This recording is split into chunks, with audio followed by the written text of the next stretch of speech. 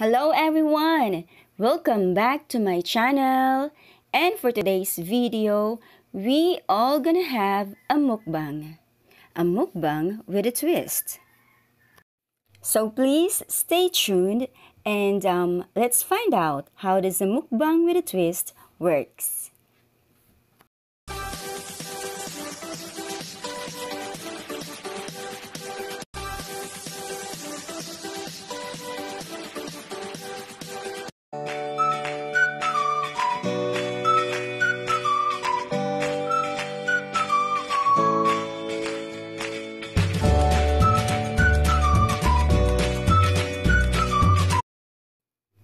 So guys, I have here empty dining table because today I'm not gonna serve you food for our flesh or food for our body, but today I'm gonna serve you food for our soul and spirit.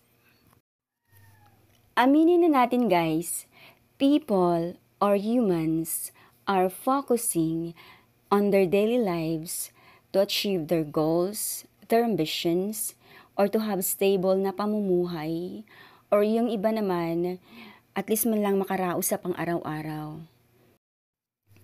And for us to survive, of course, we eat foods.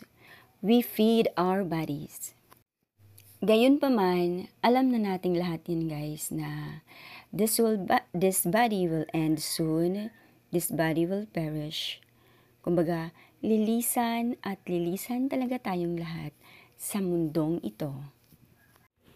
Kapag ang isang tao ay pumanaw na, maiiwan talaga yung katawan niya dito sa lupa at haharap ang soul niya sa ating may kapal for a judgment. Alam naman nating lahat ng ating soul ay may pagkain talaga. At nung nabubuhay pa tayo sa mundo, hindi natin siya naisipan or minsan lang natin siyang naisipang pakakainin. So ang nangyayari, kapag haharap na tayo sa ating Panginoon, expect na tayo guys ng ating soul ay malnourished. Doon ba ma-realize ng isang tao na mali pala yung priorities niya nung nabubuhay pa siya sa mundo?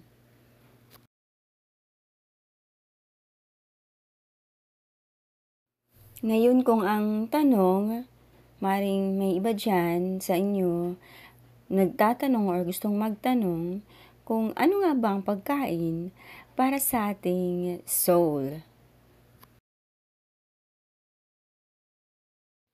Ngayon guys, bubuklatin natin ang ating Biblia, pero bago pa man tayo magsimula, magdasal muna tayo.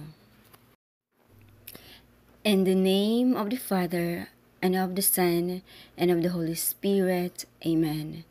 Father God in heaven, we thank you, Lord, for this opportunity, for the chance, O God, and for giving us time to study your words and to feed our souls, O Lord. Forgive us, O God, for all the mistakes that we have done, and cleanse us, O Lord, that we may be more worthy in your presence today. Lord God, please guide us and bless us as we read the Bible. All this we prayed and trust in the mighty name of Jesus. In the name of the Father, of the Son, and of the Holy Spirit. Amen. At para sa mga nagtatanong kung ano talaga ang foods for soul, so ito na yung una kong ihahain sa inyo sa mesa. Now let us open our Bible to Matthew, Book of Matthew, chapter 4, verse 3 and 4. Matthew chapter 4, verse 3, And the tempter came and said to him, If you are the Son of God, command the stones to become loaves of bread. Ito yung time na ang ating Panginoong Jesus po ay galing siya sa mountain at kakatapos lang niyang mag-fasting for 40 days and 40 nights. So, obviously, gutom na gutom talaga siya. And, sinamantala naman nung kalaban, nung devil na i-tempt siya. In Matthew chapter 4, verse 4, but he answered, "It is written, man shall not live by bread alone, but by every word that comes from the mouth of God." So malinaw siya guys, na dapat pala talaga ay hindi lang tayo concerned sa ating pagkain for our flesh, for our body, but nabubuhay ang isang kaluluwa kapag pinapakain din natin ito ng Word of God. So meaning, magbabasa tayo ng Biblia. Kasi ang Biblia, the Word of God, ito talaga yung nag-guide sa atin kung ano yung tama, kung ano yung mali, o kung ano man yung nagawa mong mali na dapat i-correct. So ngayon pa lang guys, dapat turuan na natin ang ating sarili na magbasa talaga ng Biblia. So ngayon guys, kapag tayo kumakain, di ba kailangan din natin ng pantulak, kailangan natin ng tubig. Sa mga nagtatanong kung saan tayo kukuha ng tubig for our soul, eto siya. Let's open our Bible to Book of John, chapter 7, verse 37 and 38. On the last day of the feast, the great day, Jesus stood up and cried out, "If anyone thirsts, let him come to me and drink." So malinaw guys, malinaw na si Jesus talaga yung kasagutan, sa kanya natin makakuha yung tubig. In John chapter 7 verse 8, "Whoever believes in me, as the scripture has said, out of his heart will flow rivers of living water." Dapat talaga paiigtingin pa natin ang ating pananampalataya kay Jesus at hindi ka kukulangin, hindi ka mauuhaw. Just keep on praying. Pray in the name of Jesus. In 1 John chapter 5 verse 6, "This is he who came by water and blood, Jesus Christ, not by the water only, but by the water and blood. And the Spirit is the one who testifies, because the Spirit is the truth." So dito natin mababasa na si Jesus ay hindi lang siya source of water, but also He's the source of blood.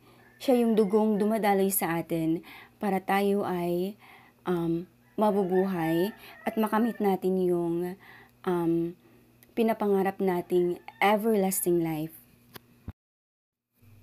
Ngayon, para sa mga nag-iisip na how can I have that everlasting life?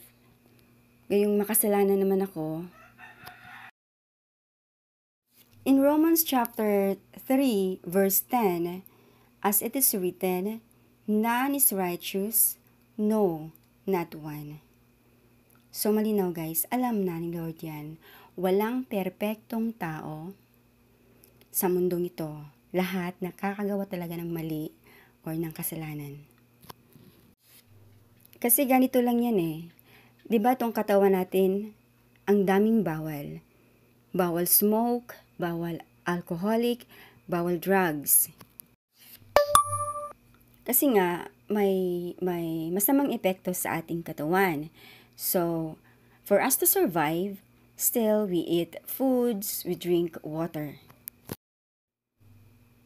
Same with our soul. So, nakagawa man tayo ng mali, ng mistakes. So, still, for us to survive, kailangan natin magbasa ng Biblia, kailangan natin magpapatuloy sa pananampalataya kay Jesus.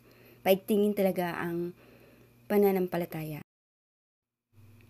In John chapter 3 verse 16, "For God so loved the world that he gave his only Son, that whoever believes in him should not perish but have eternal life."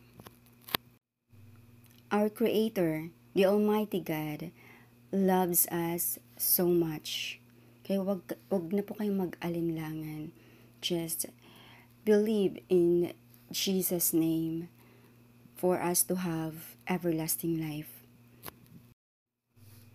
In short, take time to read the Bible, and of course, let your faith be stronger. In Jesus' name, keep on praying. Whatever happens, keep on praying. Whatever the trials are, keep on praying for us to survive. So that's it, guys. Hope you like this episode, a mukbang with a twist. And God bless. Thanks for watching, and please don't forget to click subscribe, click like, and click the bell. Bye!